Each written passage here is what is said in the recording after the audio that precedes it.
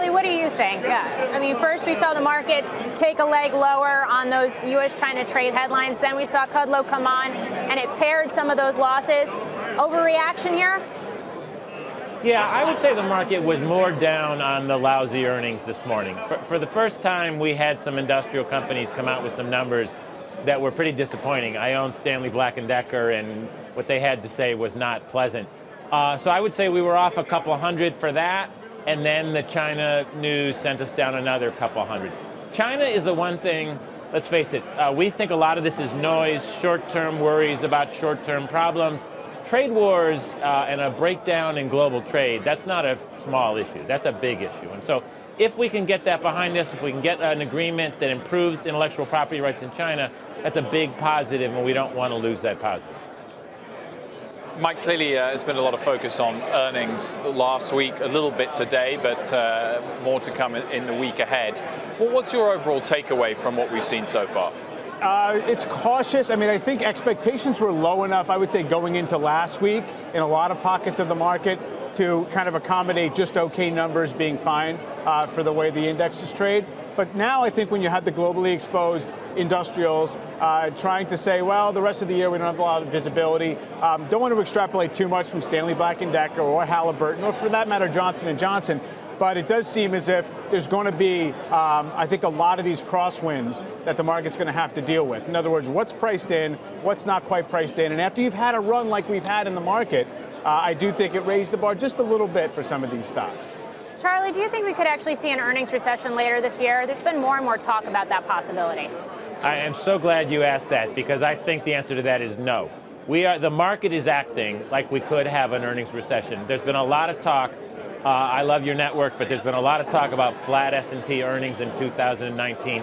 We do not think that is going to happen. We think we are going to get mid to high single-digit earnings growth this year. People bought back a lot of stock last year. So to get flat earnings or down earnings, you would have to get a real decline in operating earnings. We think we're going to have growth, and we think the market is starting to factor in the possibility of flat earnings, which we don't think is going to happen. Now, top business leaders around the world, of course, gathered at the World Economic Forum in Davos, and some are sounding the alarm on what could be ahead for markets. There's a high likelihood of a significant slowing in 2020. The U.S. economy is slowing from where it was. I don't see, any recession. I don't know where that came from the last 2 months of the year. The peak happens typically about 4 to 6 months before the recession starts. So I would say that, sometime in the latter half of 2020, and from here we probably have some more upside for the time being.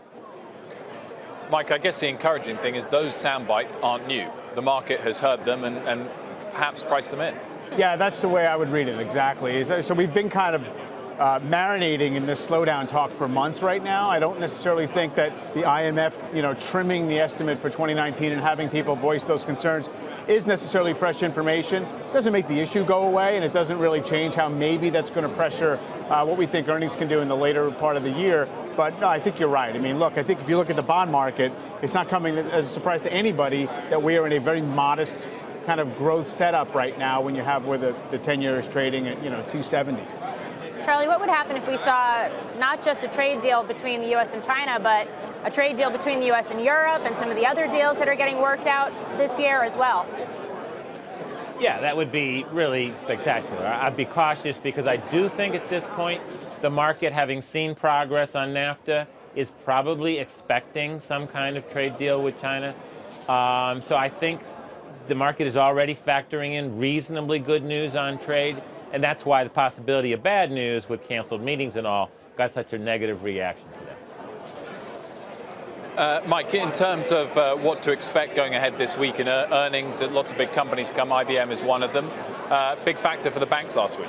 It was a huge factor for the banks. I think this week, I don't know if there's necessarily a strong theme that we all are kind of hinging on at the moment, except the general tone and the way the market reacts to them, because honestly, that's the only way to know what's priced in, to be honest, is to see how the stocks react afterward.